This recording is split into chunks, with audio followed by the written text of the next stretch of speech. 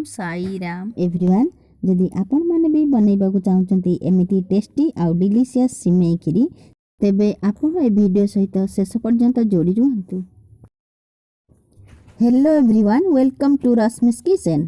आउ आजिर ए वीडियो रे आमे प्रस्तुत करूचु डिलीशियस सिमेई खीरी। सिमेई खीरी बनैया पई सामग्री गुडी कहला एठारे मु 9 रु 10 टी काजू को काटी कि नैची आउ किछि किसमिस नैची आउ 9-10 टी आलमंड को काटी कि नैची आउ 3 रु 4टा गुजराती नैची। एठी मु गैस ऑन करी कढ़ाई बसाई देइची। कढ़ाई हमर ताती गलानी। एथिरु 2 रु 3 चम्मच रिफाइन तेल मु नैची। आपण माने चाहिले एठी घियो भी यूज करि परिबे। एथिरे आमे काटी रखिथिबा काजू को प्रथमे देई भाजी दबा कारण काजू टिके समय लागे भाजीबा पई। आउ तापरे एथिरे आलमंड देई दबा। आलमंड आउ काजू दीटा को समय लागिबो टिके रोस्ट होबा पई। आउ ये किछि समय भाजिला परे एको तापरे किसमिस आमे दबा। किसमिस जल्दी हे जिवो तेनु करी एका संगरे किसमिस को पकेबानी। काजू आउ आलमंड को भाजिला परे किसमिस को पकेबा।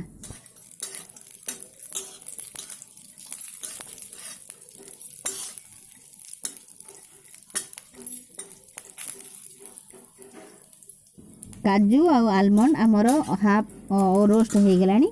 एथिरे आमे एबे किसमिस दे दबा। किसमिस देई एको पुणी किछि समय भाजिबा। एगुडी को ब्राउन कलर हो गले आमे एको तापरे गोटे प्लेट को काढी नबा।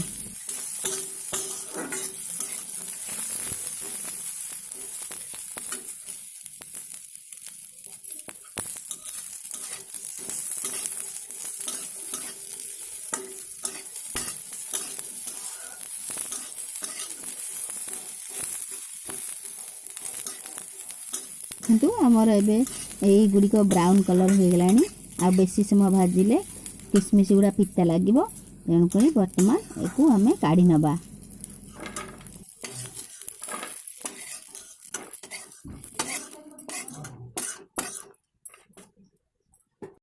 एबे एथिरे आउ 2 चम्मच तेल देई एथिरे सिमेई गुडी को भाजी नबा। मु एठी गोटे पैकेट सिमेई नैची आउ रिफाइन तेल भी नैची। आपण माने चाहिले एठी घी भी यूज करि परिबे। आपण जे कोनसी ब्रांड रो सिमेई नै परिबे आपण को मन अनुଯାयी।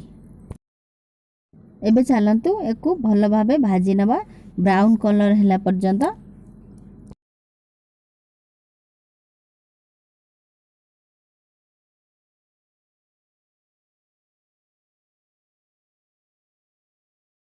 देखंतु सिमेई रो कलर ब्राउन हो गलानी। एबे चलंतु एको काढी नबा। एबे एथिरे मु 2-3 टी गुजराती को भाजी नैची। चलंतु एथिरे खीर को ढाली दबा। खीर को ढाली भलगी एठी खीर को फुटेबा 5 रु 10 मिनिट एको भलो भाबे फुटेबा। मु एठी कंचा खीर नैची। आपण माने चाहिले सिझा खीर भी नेबे आउ जल्दी आपनकर हे जिवो। मु एठी कंचा खीर नैथि पारु एको टिके किछि समय फुटेया पई छाडी देबी। देखंतु खीर हमर एठी भलो भाबे फुटी गलानी। एथिरे पूरा उबाला पूरा बहुत भलो भाबे आसुची। एथिरे आमे सिमेई की देई वर्तमान किछि समय एको छाडी देबा भलो भाबे सिझिला पर्यंत 5 रु 10 मिनिट पर्यंत। सेपटरे एको छाडी देबा किछि समय फुटिबा पई। एपटरे गोटे गिन्नारे मु किछि पानी नै जाईची। एठी पानी को हल्का उषुम करिबा बेसी उषुम करिवानी। एथिरे किछि मिल्क पाउडर 3 रु 4 चम्मच पकई भलो भाबे गोळे नबा।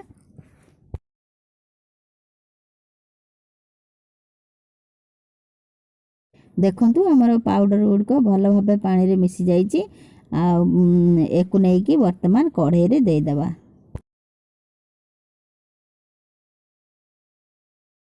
मिल्क पाउडर पकई के एको वर्तमान भलो भाबे गोळे नबा नहले मिसी परिबनी।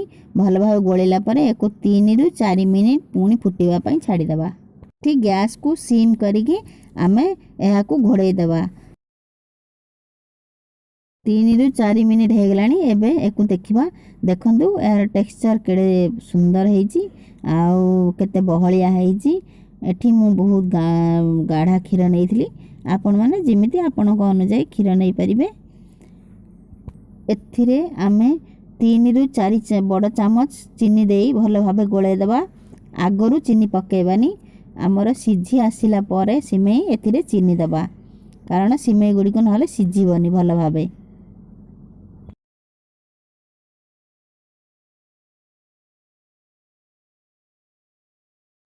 ଏହାର ଟେଷ୍ଟକୁ ଏନହାନ୍ସ କରିବା ପାଇଁ ଏଥିରେ ଚିମୁଟାଏ ଲୁଣ ଆମେ ଦେଇଦେବା। ଲୁଣ ଦେବା ଦ୍ୱାରା ଏହାର ଟେଷ୍ଟ ବହୁତ ଭଲ ଆସିବ।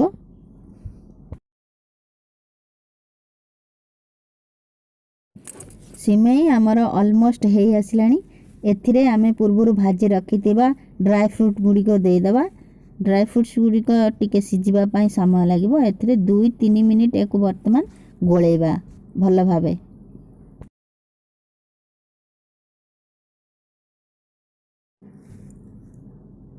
ଡ୍ରାଏ ଫ୍ରୁଟ୍ସ ଗୁଡ଼ିକ ସିଝିବା ପାଇଁ ୟାକୁ 1 ମିନିଟ୍ ଆମେ ଢାଙ୍କିକି ରଖିଦେବା।